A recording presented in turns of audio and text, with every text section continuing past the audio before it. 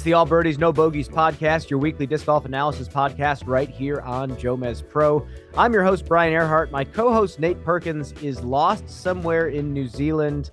Bit of a wacky travel day for him, so he may jump on the pod later. But in his place is the guest we already had planned, a man who has been everywhere in the world of disc golf, foundational in the development of professional disc golf, at least in the modern era. Seth Fendley of House of Discs joins me. Seth, how are you, friend? I'm doing well, Brian. Thanks for having me on. Well, you not always worked for House of Discs. You were, what would you say, vice president, vice principal of the Disc Golf Pro Tour? What was your original role? And kind of refresh the listeners who haven't heard your story when you got into professional disc golf. Yeah. So in 2017, after the JomezPro Open, so this would have been like the second or third stop on the Pro Tour, Steve Dodge posted on social media that the Pro Tour was looking for a volunteer social media person. And as someone who avidly followed the sport at the time and also worked for a digital marketing agency doing social media, I applied. And the rest is sort of history from there. By the time the tour transitioned ownership, I had sort of moved into more of an operational role on top of doing media, and started in DGPT 2.0 as the director of operations, and then finished as the vice president of administration and finance. And by finishing, I ultimately was offered a job with Latitude 64 prior to the House of Disc sort of merger, and was brought on board to help steward Latitude in the United States as that acquisition became final. And since then, it's been a lot of changes on our end, but ultimately leading to me leading House of Disc in North America. Well, and now you would call yourself general manager of House of Disc North America. Is that correct? That's correct. Yep. So then you mentioned that you deal pretty specifically with all salaried sponsored players that are not Castoplast. Is that correct as well? Yeah. So when I started at Latitude, I actually started working with all of our players that we sponsor at Latitude since I had worked at the tour. And in where are we at? We're 2026 now. So in 2024, I took on the role of team manager for Dynamic Westside and Latitude as one of the changes that we had. And then ultimately, due to some transitions that we had at Discmania this year, ended on taking on our Discmania salaried players this offseason. So today, I kind of brought you here because you have a very well-rounded, wide perspective of professional disc golf. You have stories stretching all the way back to the roots of pretty much the Disc Golf Pro Tour. You've seen a lot, and I want to maybe go back and paint a picture of the disc golf landscape at the pro level when you started with the Pro Tour pre-COVID, and kind of lay that out, because this episode, I want to give context and kind of bring all of our fans into where disc golf is in 2026 and what we should be looking at and expecting and talking about this year. Yeah, so I think it's really interesting, and we can even talk back to, and if Nate's able to join, he can give some credence to this too, because I know he talks about it a lot on the pod as well. Like when I started with the tour was also around the same time that you and him started on tour full time as well, and we know from both of y'all's experiences, probably more so than a lot of other touring professionals, what a grind it was. Right. And the thing that people maybe miss out on is that grind wasn't just unique to you and Nate and how you tell it. Was everyone when in 2016, which I hate that I missed it, but at the same time, I don't know how much different things would be if I had been there. In 2016, most of the tour, like when you showed up to a tour event, was set up by touring professionals, right? That Steve had brought along for the ride. And then in 2017, even when we're out in 2017, 2018, we ended up with a guy by the name of Patrick Graziani. He works for the PDGA now. We would be out setting up the course, and we'd have pros stop by as they were playing their round and maybe help put in a few walls or help us move something, because that's just where it was. We were all out there sort of grinding together, and there wasn't a there wasn't a plethora, a large amount of touring players staying in hotel rooms, right? Yeah. There wasn't a large amount even staying in Airbnbs at that time. You know, maybe you were at a tournament that your sponsor was the title sponsor of, and they had an Airbnb that you could crash at, or you could stay in the driveway and come in and take a shower. But you know, in the early days of the tour, pre-pandemic, even we as pro tour staff were staying at local houses and sharing hotel rooms, sharing Airbnb bedrooms, because it wasn't like there was a lot of money out there to be had. It really was a grassroots effort to start the tour, and that wasn't just on the player side, but on the tour side as well. I started in 2018 and there were no $1 million contracts. The dream of being wealthy or making it, so to speak, was not really a thing when I first hit the road to make a living at this game. I just wanted to make something happen with my life in general. I didn't need to make $1 million, but it felt like post 2019, the paradigm shifted for a lot of people. You saw Paul make the shift over to Discraft. All these people started getting interested in the sport now that the contract was starting to be made public, and it felt like things changed a lot. And then, of course, COVID hit, and then the industry exploded. From your perspective, kind of fielding all of that, how did you see not only just the industry of disc golf shift, but also the attitude of the industry and the people, the players, the staff, everything? So it's sort of important to note that in 2019 and 2020 for the tour, it was really about survival. And one of the things that I think about a lot now that I work on the manufacturing side is how little I paid attention to what was happening with manufacturers at the time. Because specifically in 2019 and 2020, literally we were just trying to survive. There's a lot of history there. There's some good articles on UDisc about the tour in 2019 if you want to go read those. But then in 2020, the pandemic hit. And we spent a lot of time, Jeff Spring, myself, the rest of the Pro Tour staff, just trying to figure out how we were going to make the tour work again, right? Like it, it was so surreal to be in Waco when the NBA is shutting down. The MLB is talking about what they're going to do, and we're running a tournament. And not only we're running a tournament, but because it's Waco, if you know much about the what happens in Waco, they're about to have one of their largest events of the year at the silos at the same time. And we get word that the city has decided to shut down the silos event, and we're having to figure out, okay, what are we going to do? And we were able to convince the city to somehow let us play one last round, and with no spectators. And it was so surreal, and we didn't know what we were going to do after that. In fact, like I had a guy offering for us to take the pro tour trailers and stuff to his property if we couldn't get it back to wherever we needed to go. And ultimately, we ended up Dynamic actually ended up letting us park everything in Emporia.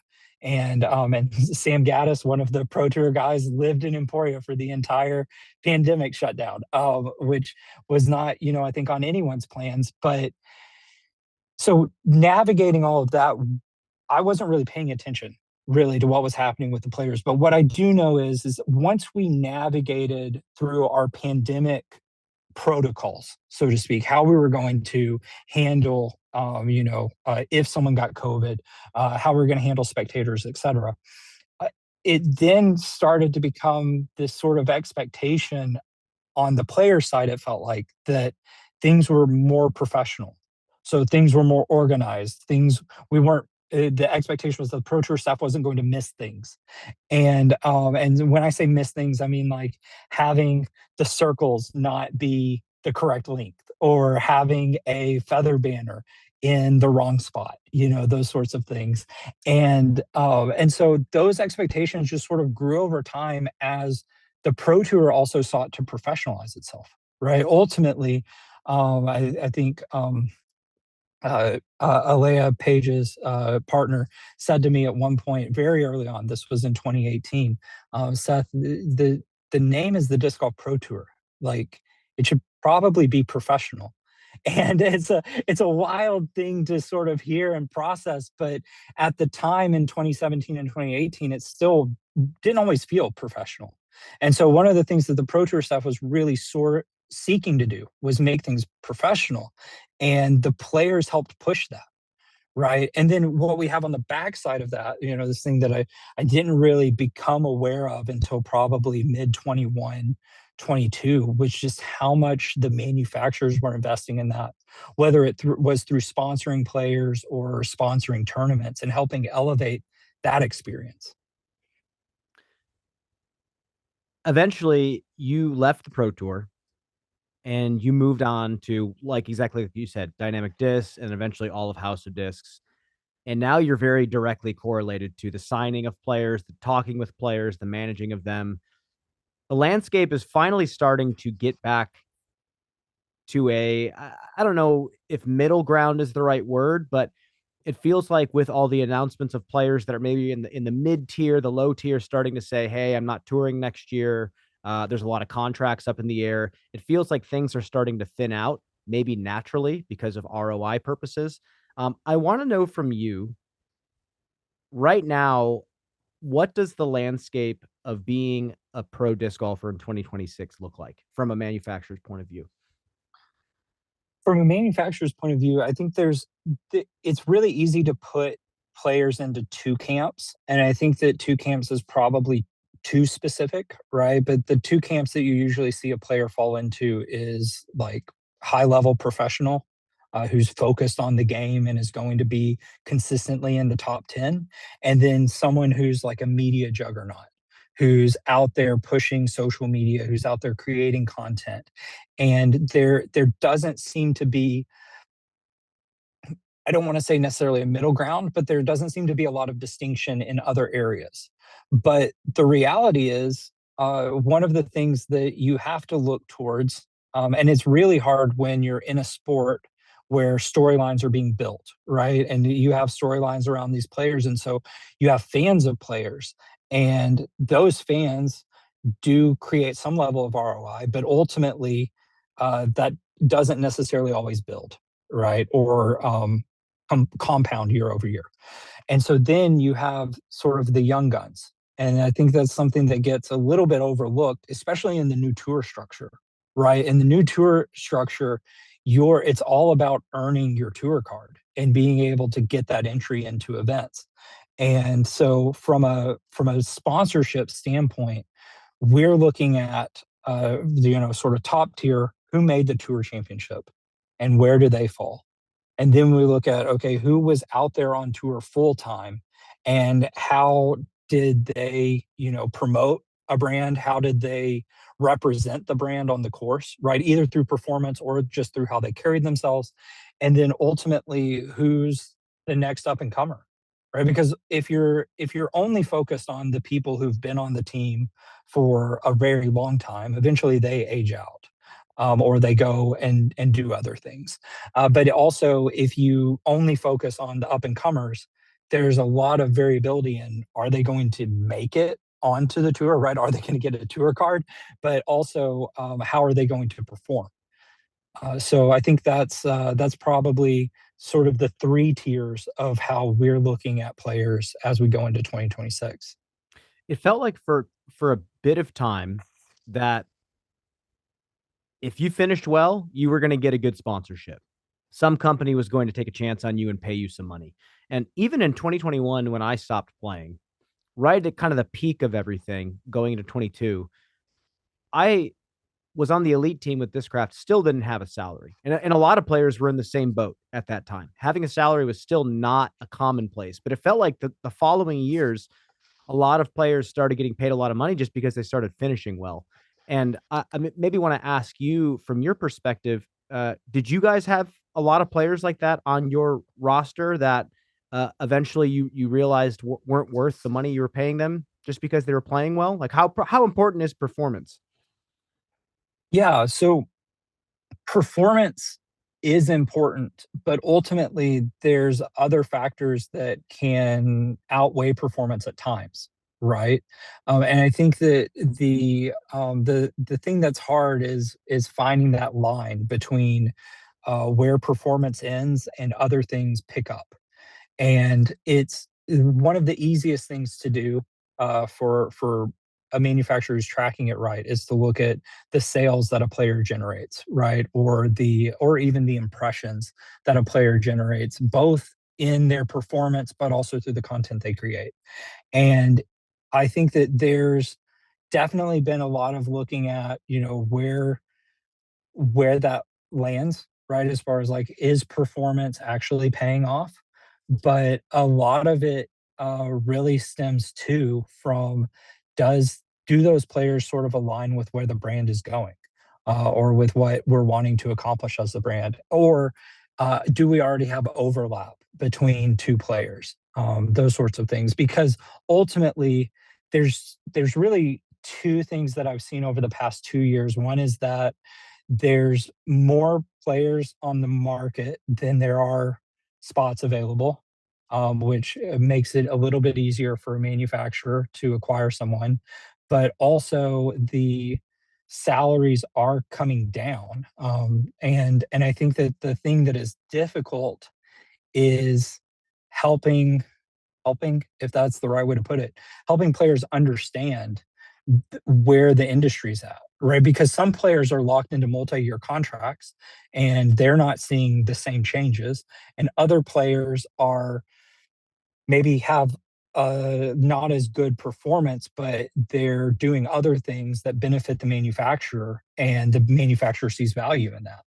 And so there you're having to sort of navigate these conversations with each player individually on, hey, this is where the value is. And the thing that's been really, I think, difficult for players, not so much, I don't have to, it's not my place, but what's been difficult for players is seeing the lack of outreach from other manufacturers.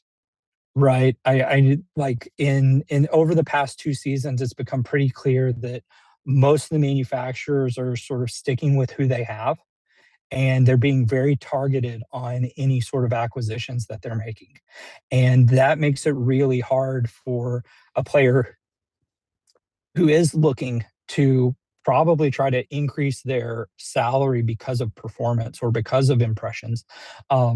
It makes it hard for them to find that if other manufacturers aren't actively seeking them. I felt like there was a time when a bidding war could start for almost any player at a certain point, and you kinda wanted to create that for yourself. You were actively shopping for other sponsors, trying to have leverage to go to somebody else, but at the end of the day, I've said this to other players in the past when we've talked about contracts, if you don't try to get somebody to give you another offer, you're only gonna be worth what the company tells you you're worth, and then what else do you have? If you don't like the offer, what now? But my question for you is, yes, you guys are going to be signing some players, or you're going to keep the players that you have happy and try to make them as valuable as possible for your brand. What's your prediction for the future of being a touring player in this next era of disc golf? I feel like we're about to see a new chapter kind of unfold, and it's going to take a lot of resourcefulness and entrepreneurial spirit for a player to really make it out there. So I think the first thing that players on tour who are newer need to start to figure out is what sort of path they want to take in regards to making money for themselves, right? So when you were on tour, when we were, sort of pre-pandemic era, players were either working all off season to save up money to afford to tour, or they were hawking disc uh, before, after, and in the middle of rounds, and or they had some other sort of side job that they were able to do from the road. And a lot of players have sort of gotten comfortable or gotten used to being just full-time athletes, and there's still going to be those. I think the top 10 is always going to sort of have that comfort, hopefully. I mean, it seems that way now, at least. It's really the up and comers that are going to have to grind it out and figure out how they're going to get there. And that's been the conversation that I've had with a few players this off season of like, hey, what are you doing to earn extra money on tour? And I know that that's not maybe what the rest of the fan base wants to hear, but it's just sort of the reality of where the finances are right now of the tour and of the U.S. economy overall. And so I think that's the first thing. I think the second thing is really, especially people yet again newer to tour, but even some people who've been on tour for a while, is figuring out what an open bag or a multi-sponsor system looks like. I think that it's not uncommon. I mean, we're even exploring with some of our brands what it looks like for us to interact with other brands in an open bag sponsorship situation, because it's not to say that like we're us not sponsoring as many players as we have before doesn't mean that we don't want to sponsor players, right? We still want to sponsor players, but we need to do it in a way that works economically for us and for the player. And one of the things that is very possible is tying ourselves to open bag players who are throwing our products in a way that makes them look good and makes us look good. And so, we want to be able to benefit the touring pros as best as we can in the current landscape. So I've heard this idea thrown around a lot. We saw it a little bit when EV7, that putter only company, kind of came around for a little bit. But have you guys experimented with maybe on the Discmania side? Maybe you have a player that's sponsored by just the fairway driver lineup of Discmania, or they can throw, FD or faster, and then another company sponsors them. Maybe Gateway gives them some wizards to putt with or something like that. Have you guys toyed around with specifics like that yet? So the best example that we have currently on the market is the Casa Plus mold team. So what we've done is we've identified a few, more than a few, open bag players, and found a mold that fit well in their bag or was already in their bag, and created a tour series disc for them. What we are going to hopefully roll out this year, and hopefully this isn't too much of a of an announcement, but I'm willing to talk about it because I expect it to come to fruition.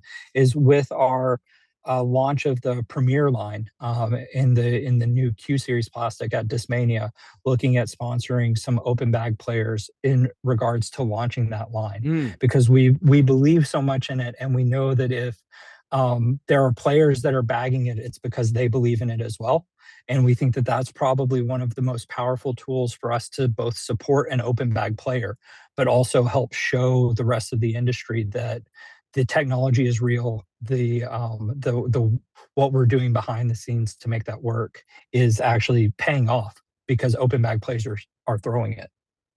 It's really interesting that you say that, because when you think about a lot of players' income on tour, especially the mid-level players, if you get a Tour Series disc, that's going to be a lot of your income for that year.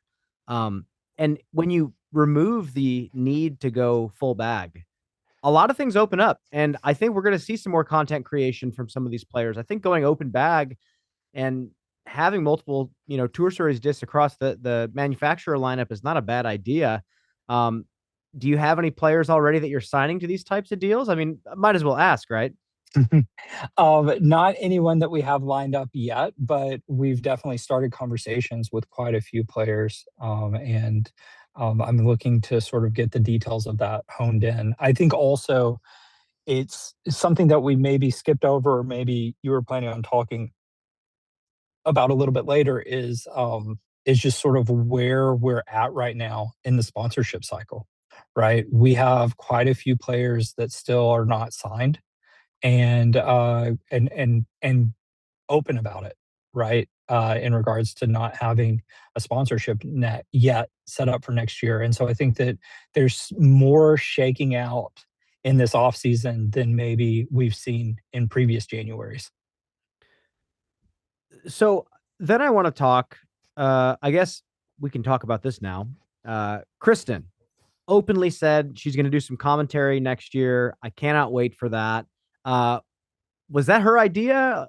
How did that come to be? I'm actually super excited for it. EPT is a fantastic play by play. I think they're going to have a good time. Yeah, I don't know how the conversation between the Disc Golf Network and that went with her, but I know that she is very much wanting to stay involved in disc golf, right? Just because she's not able to tour extensively in the US right now doesn't mean that she doesn't want to be involved. And so I think that you're going to see her not just do commentary, but also be involved uh, behind behind the scenes and in front of the camera on marketing and involved in more importantly, if you don't follow her on social media, you'll see that she's already and very still active in helping grow the sport in Estonia. And I think that those are all things that she's still very passionate about. And so while it's not her competing, I do think that she's still going to be very involved in 2026 and beyond.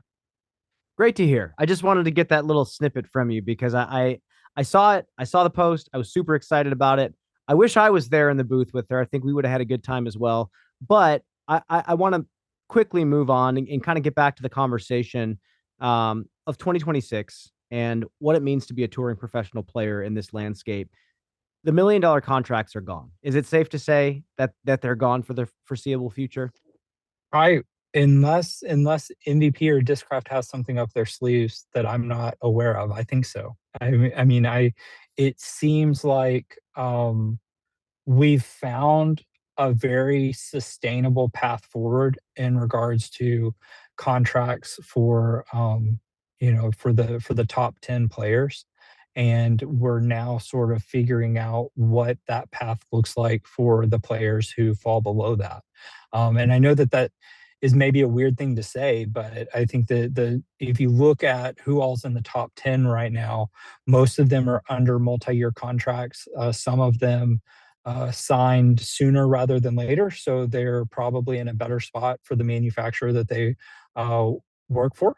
But ultimately, it doesn't seem like there's a lot of movement in regards to contracts for those top 10 players. And it's really what's happening a little bit further down the line that is going to be the sort of like what determines or what helps make tour sustainable for professionals. And it's I think the other thing that I was talking about, like that players determining if they're going to be open bag, players determining if they're open to selling products, sort of at all turns. But I think the other thing too is that we really do live in an age where working remotely is sustainable, and it wouldn't surprise me if we didn't have more professionals who have some sort of remote job that they stick with while they also tour.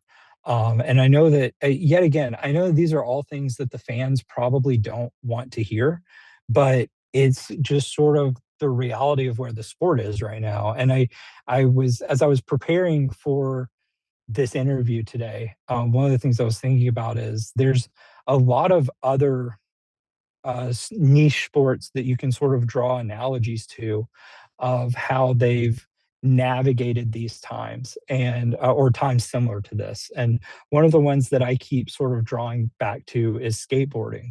Skateboarding saw a lot of they didn't have, well, and I shouldn't say they didn't, but pre-pandemic, they saw a lot of top level sponsors come in and really sort of reshape what contracts looked like and what events looked like, et cetera.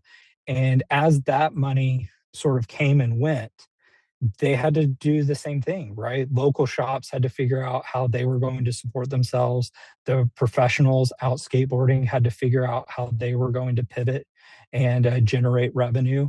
And I think that we're sort of in a similar vein, albeit our sort of come down is from a pandemic high and not from outside sponsorship. It felt like the $1 million contracts that we saw. I think what there's three: Paul, Ricky, and Simon. Yeah, I don't think there's any more. Um, it felt to me similar to when I heard the story of like 1970 something. The tournament was ran, and the first place was a car, And everyone's like, well, see what happened to disc golf back then. Everything was so good back then. Well, the story, if you read deeper into it, was the tournament director was trying so hard to hype up the event. He bought the car with his own money. And when it came to the next year, he couldn't buy another car. And, you have all this hype. You have a story that lives forever now. But the reality is that's not exactly where the sport is. And I don't know if we even were at that point in the pandemic. I mean, yes, it was a great marketing tool and it worked really well for the companies that did it for the most part. But yeah, I feel like how much money does a fella need? I feel like if that was cut in half, wouldn't be too shabby. I think quite a few people would be pretty cool with that. But moving on, kind of piggybacking off of what you said previously about the tour cards. When I was playing in 2018, there were no tour cards. In 2018, in fact, Steve Dodge told us that if we didn't keep our own UDisc stats, we were not going to get tour points for that tournament. So it was very much a grassroots effort to make the tour happen, make things sustainable, and just grow it as much as we possibly could. But now the tour cards are something that you have to acquire, you have to qualify for, and you have to buy, at least as of the last time that I heard about it, you have to buy the tour card to gain the benefits from it. And obviously, again, finances are a thing. We have to be able to afford some of these amenities. But to me, I was daydreaming like, at what point does the tour card become an automatic dream facilitator? I know for the Corn Ferry Tour in golf, and this is a way different tour. It's pretty big now. They're going to pay the players $15,000 upfront just for any expenses they need going into the Corn Ferry Tour. I believe that's the number. Um, and I wonder what would have to happen in disc golf, uh, a sport where just under $3 million was our total purse for the tour. 3 million is what one tournament of the Corn Ferry Tour pretty much has. Um, but how big would we have to be for a tour card to make someone's dream come true automatically? And what would that look like in your opinion? Well, I think that in some ways, I you have to sort of define dream, right? Because I think that there are players out there right now who their dream does come true the moment For they sure. get a tour card. I think I saw online, there's a player from Australia right now who's raising funds because he got a tour card exemption, and he's trying to come over and actually play on tour, in 2026. And so, like, for him, he achieved it. I think that the and that's the part that's really hard is there's guys out on tour right now who they are living their dream and they don't have a sponsorship, right? Or they're For sure. living their dream and they only are getting their tour card paid for. And so I think that it really depends on how people's mindsets are in Yeah. regards to what is the tour. I think that from a lifestyle standpoint, when you're talking about like the actual money attached to it, it is important to note that not only we've seen the entry fee for a tour event almost triple since 2018, right? So that in and of itself has increased the purse size.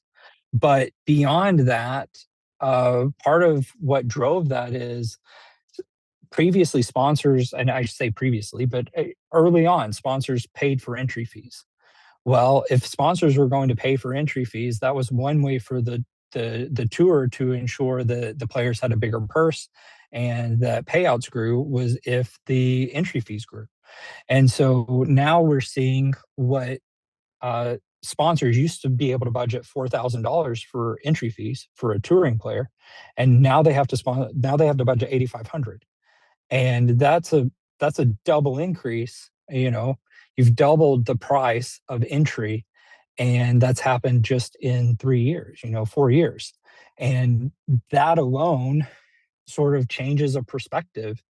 And it's hard when you're talking to newer players who are hearing about players who had a salary, who had all their tour fees covered.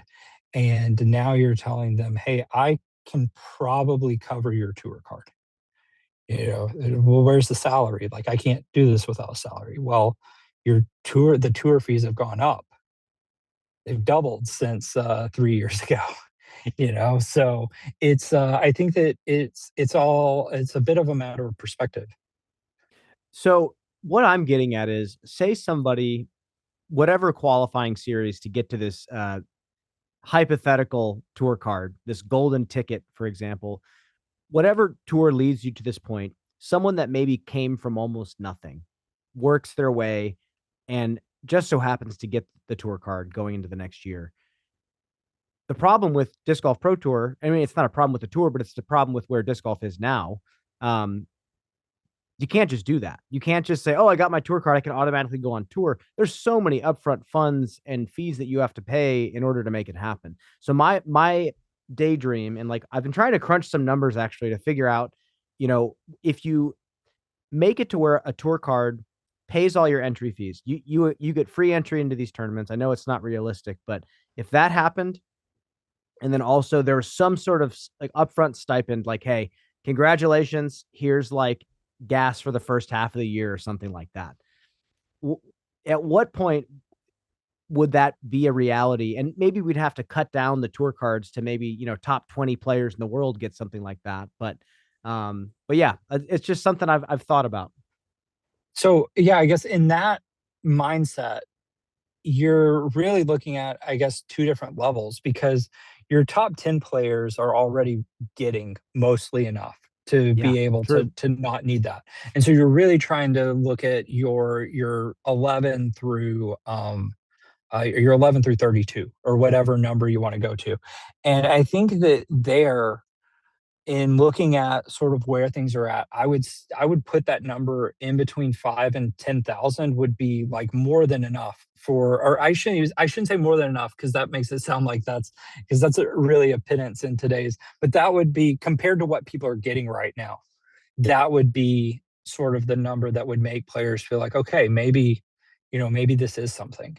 And I think that the thing that's hard is also knowing like how some players would or wouldn't spend that money, right? And not that that's a, like in some cases, a player would look at that and say, this is all that I need, and others would say, this is nothing. Why even give it to me? And so I think that It's true. it's an interesting sort of conundrum because it's also the same sort of conversation that goes on behind like what actually is included in a tour card fee, right? As not everyone's sort of privy to all of the different benefits that come with a tour card, but there's always some chatter amongst the touring pros of like, why do I have to pay this fee when I don't use X, Y, and Z service, Mhm. sort of thing. So. Well, yeah, exactly. So that's kind of what I'm getting at. Like I wonder if in the future, if one day it shrinks, the field sizes shrink a little bit, but the players who do make it have higher purses and they get some stuff taken care of, and therefore like whatever lower tour, the Q series or whatever, becomes really important. And then someone like me in 2018 would go play a season on the Q series, trying to fight for that automatic ticket to go play all these tournaments and have a little bit of a financial burden removed. I mean, I saved up like 20, $30,000. I think I was like 28,000 is what I left for tour with. Um, and that's how I got by, and that's how I made it to where I am now. Um, but yeah, I'm very curious to see how resourceful the players have to get in the next 5, 10 years as we grow. And who knows, we might hit another, peak again. I think there's a lot of international growth that's starting to showcase that. Well, and I think too, the one thing that we haven't talked about is what happens if or when we get outside sponsorship dollars, right? Like right now, we're still so subsidized by the manufacturers, whether that's they're sponsoring the touring pros, they're sponsoring the pro tour overall, they're sponsoring the events that are on the pro tour, right? Like we're so subsidized by the manufacturers that we need to sort of see an increase in outside sponsorship, or I shouldn't say like we do need it, but like when we see that increase, I think that there's opportunities for players to then also take advantage of that and get their own outside sponsorship or latch onto those sponsors. And there's also an opportunity then for the manufacturers to reroute some of the money that they're investing in other places in the pro tour into the players as well. That's true. That's very true. And I think this reminds me of this documentary that the PDGA made me watch when I was an intern. Have you heard of the documentary The League of Ordinary Gentlemen? I think It's about so. it's about the PBA tour, the bowling tour, Hmm. and how at one point randomly these CFOs at Microsoft who loved bowling, they all just decided to buy the PBA tour. And that's how they started to get it on ESPN, and they kind of blew it up and tried to make it a thing. And I feel like you never know when somebody's going to do something like that. Again, like with Todd Rainwater, obviously that was a pretty wild happenstance as well. Back, what was it, 2018 or 19 that he started to get involved? Yeah, so he was involved early on, but 2019 was when the transition happened. Yeah, so So yeah, I'm very curious. I'm very excited, frankly. I think the spirit of the touring disc golfer is gritty, and I think the spirit of the touring disc golfer buys into where we're going, and realizes the power that they have in creating a product as well. I mean, at the end of the day, the DGN Disc Golf Pro Tour, we have to create an entertaining environment and showcase it. And the players have to come to the table as entertainers with people wanting to come watch them in person and meet them in person. So, yeah, super excited. I think it's still going to be a fantastic year. There's still so much growth happening. I want to ask you one last question before I give you the floor. Build build a company's dream sponsored player. Just personality, play style, statistics. Who would you guys automatically sign just by seeing them? well, I think you also have to look at like what the brand is looking for, right? And so it's one thing to just say, "Hey, that's a player that I want to have." It's another thing to think about how is that player going to integrate with your marketing? How are they going to integrate with the products that you have, et cetera. And so it's sort of my answer would be brand specific based off of our different brands, right? I think that on Discmania right now, we have what we want when it comes to Gannon and Nicholas, right? They both fit that archetype that we're looking for with the Discmania players, and we have something similar on Latitude with Kristen and Isaac, and then the same goes with Matty O on West Side, right? And I think that you look at sort of how these players can identify with the brand, how they can help push the brand forward, and ultimately, I think that you then build into the skills, right? Isaac has his own unique skill set, and his personality is what sort of ties him to Latitude. And then same with Gannon and Nicholas with their skill sets and their personalities tying them to Discmania. And so I don't think that I've probably built you a scenario where I'm talking about like so and so sidearm and so and so's backhand, but hopefully that gives a little bit of a different perspective on sort of how we're approaching it. Yeah, and really like what I was jokingly asking in a way was uh what type of personality are you looking for? What type of play style? How good do they have to be for you to give them a solid contract? But at the end of the day, you kind of listed off your companies pretty nicely, and you kind of feel like you've had those spots filled already. Yeah, I think so. It's been really nice. So we got Gannon on Discmania, we got Isaac on Latitude. Those were two of our sort of bigger acquisitions in more recent years.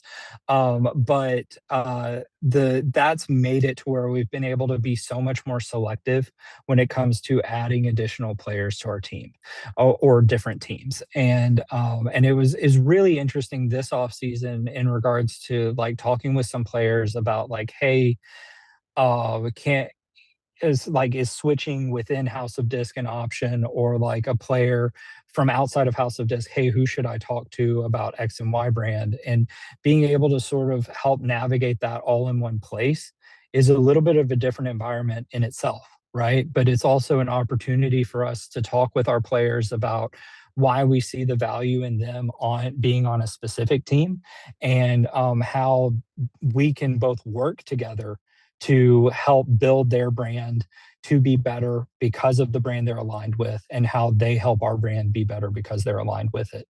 And so yeah, it's a very coy way of maybe not talking about players that are out on the market, Yeah. but I think that much like this off season has been somewhat quiet so far. And it's funny because you listen to all the other podcasts and people are like, oh, the shoe has to drop at some point, right? Like, but I think that it wouldn't surprise me if next off season we see significantly more changes, just because people, brands, and players are able to have a stronger foothold on what the market looks like.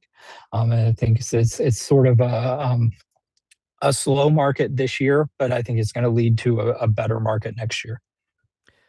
I want to ask you about something I heard from actually multiple other team managers from different disc golf companies. They mentioned that in a lot of occasions, a successful content creator in the world of disc golf, who's well liked, self-starting, is more valuable and more appealing to sponsorship than a lot of mid to lower level touring professionals in a lot of cases.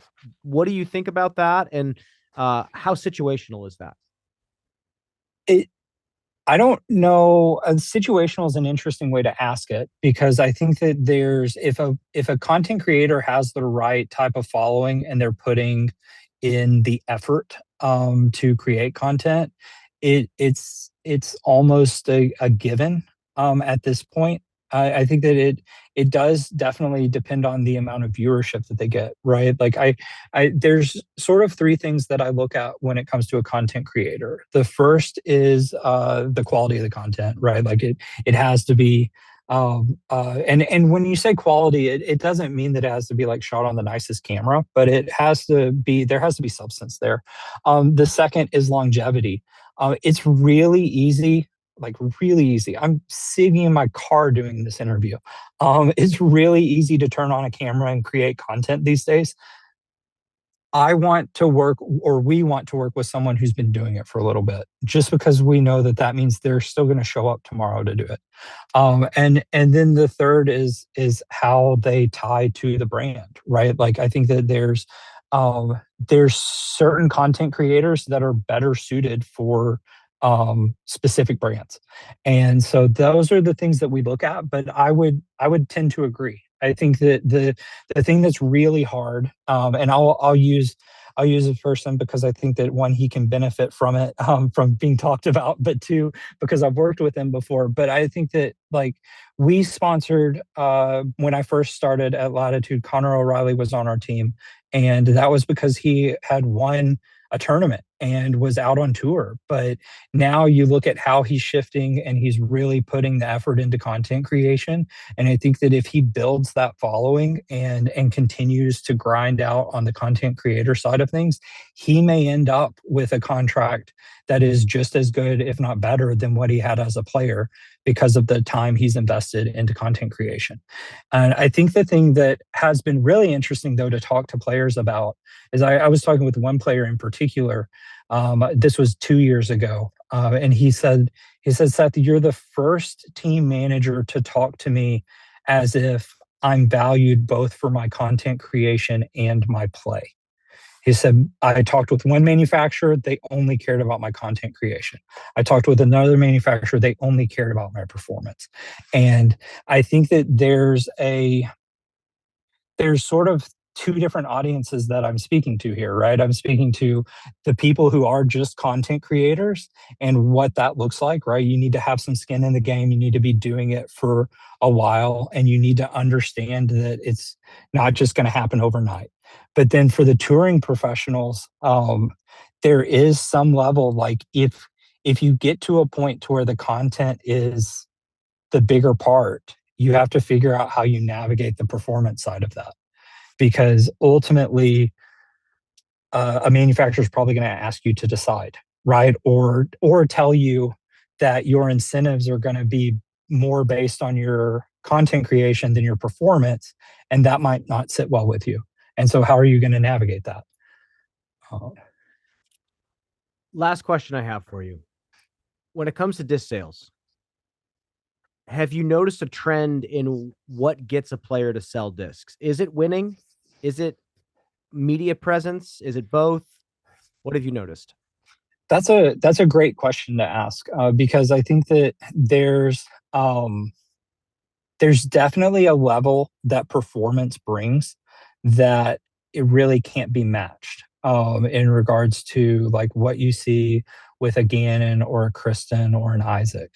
But then beyond that, it's just as much personality as it is content creation, right? If you're not maybe the strongest content creator, but your personality shines through on tour, that can really help build your tour series sales more so than just creating a new video every week. And I think it's also a bit about how you promote it or promote yourself too.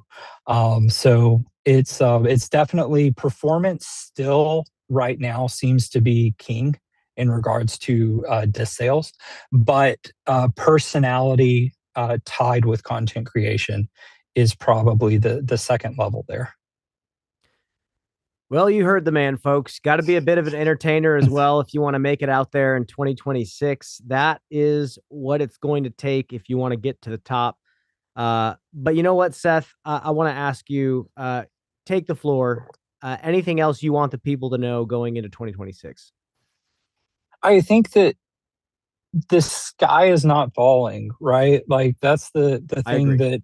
that's the thing that everyone seems to be screaming, and it's really interesting. Just from a personal level, if I can be selfish, I might get crucified for being selfish, but we'll see.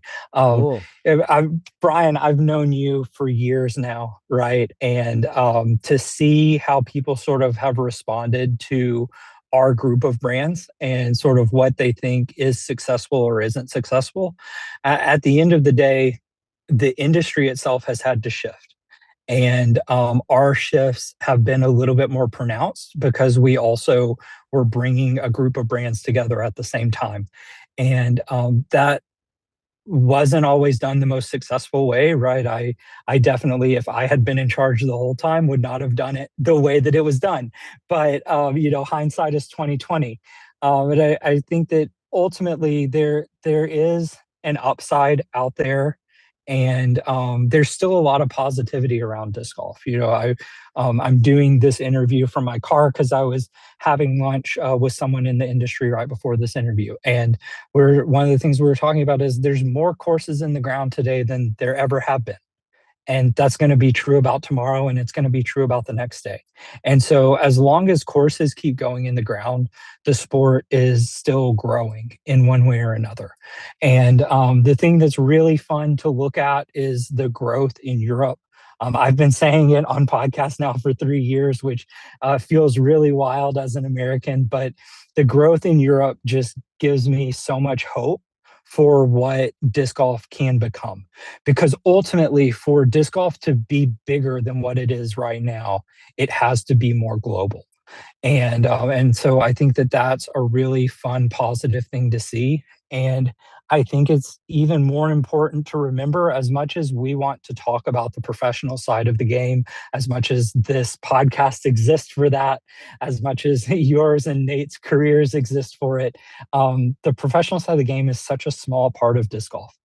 And it's wild that manufacturers can be or are measured by their investment in the professional side of the sport, when sometimes the investment in the amateur side or the junior side or the new to the sport side of things is as much as important, if not more important. And I think it really sort of depends on where your priorities are on how you feel about that answer. But ultimately, um, we're committed. I'm committed. I've always been committed to growing the sport. Uh, I'm, I'm at a milestone this year. I hit 20 years of playing in August, Nice. and it's one of those things where I I know, and the Ted Smethers, the guy who introduced me to disc golf, we've talked about it quite often. He never expected that I'd be here.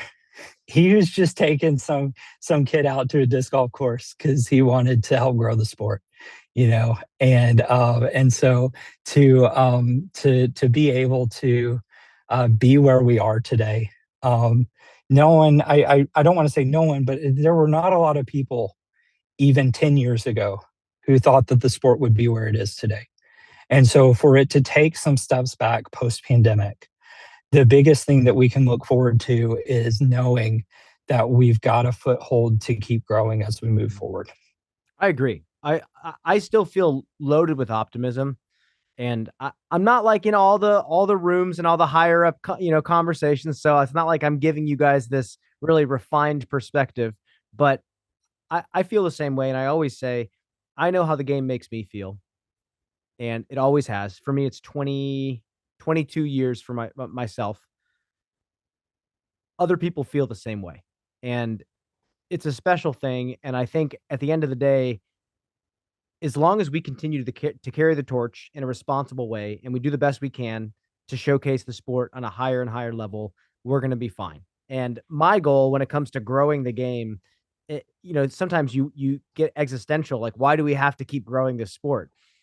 For me, I want to see more and more beautiful pieces of land given to disc golf. That's why I want to grow the sport. I want the game to be given to us in a more beautiful way. And that's how we make it happen. Better venues, more epic events that people get to go have lifetime experiences at, things like that. Do you kind of resonate as I let you go? Yeah, I mean, we had an opportunity very early on to sponsor the Portland Open, now the Northwest Disc Golf Championship. And I am always going to do our best to be the sponsor of that event because of the setting that Glendoveer provides. If you've not been to the Northwest Disc Golf Championship, now with the merging of Beaver State, you kind of can't get a better experience. As far as attending goes, I really, the only other place that I put above it is Maple Hill, and that's just because I'm sentimental. Yep, And so, exactly. that's that for me. And I will keep the photo on my phone for a long time, but beyond that, standing up at the top of, I think it's hole 3 at Crokel, looking back at holes 2 and 1, is another sight that you can't sort of get out of your head once you see it and recognize why it's also one of the top courses in the world. And the more that we can have courses on property like that, I mean, I disc golf resonated with me because it was an activity that got me outside. And I didn't have to, it wasn't a team sport, you know, I could go do it whenever I had free time. And so I completely agree. I think that it's for me, it's the accessibility, it's the ability to play whenever. We were out playing a league once when I was in college, and it was like 30-mile-an-hour winds and raining, just above freezing. And we were all talking about why are we out here playing right now? And I said something about like disc golf regardless, right? We're going to be out here playing disc golf regardless of what's happening, and that's what resonates for me. It's hard to see all of the negativity that comes up sometimes when I know that ultimately we're all just doing something that we love. Hmm. I agree. I always have to zoom out when I go on the internet. I always have to look at it with like a different perspective, and it's through trial and error for me. I feel like it's still, not natural for me to like see so many people acting like disc golf is falling from the sky. It's like, well, no, it's a niche sport, and sometimes we're going to be up and sometimes we're going to be down, but there's going to be people who want to make their dreams come true and go play it at the highest level. It's going to happen. And I always joke, like, even if the tour never existed, guys like Yuli and all these guys out there, they're going to be playing for $1,000 out there on the course anyway. Someone's going to organize a big money match and it's going to happen. And that's why professional sports are professional sports. So, yeah, I appreciate you so much, Seth. And anytime you want to hop back on the pod, any announcements you want to make, never hesitate to give us a call. Sounds good. Yeah, thanks for having me. I enjoy listening every week. Oh, thank you, bud. Appreciate it. And happy Blobmas. It is Blob's Eve. The Blob drops tomorrow. Head on over to Ledgestone. It's going to be a special day. 1-5 at 6 p.m. Central. Bye. See ya.